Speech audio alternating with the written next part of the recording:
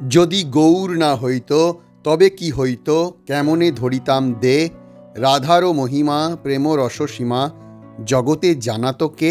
এই পদ যিনি লিখেছেন তিনি কে?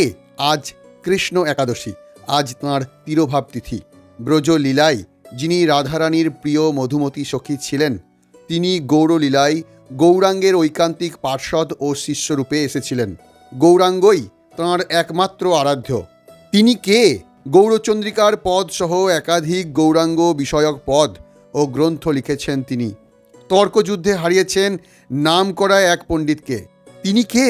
এমনকি তিনি তাঁর অলৌকিক প্রভাবে জলকে মধুতে রূপান্তরিত করেছিলেন। গৌরাঙ্গের নাগর রূপকে জগতের সামনে তুলে ধরতে নির্মাণ করেছেন 3টি নাগর বিগ্রহ। কোথায় আছে তারা? এই সব প্রশ্নের উত্তর জানতে ও অমৃতময় সেই জীবন কাহিনী শুনতে বড় ভিডিওতে ক্লিক করুন।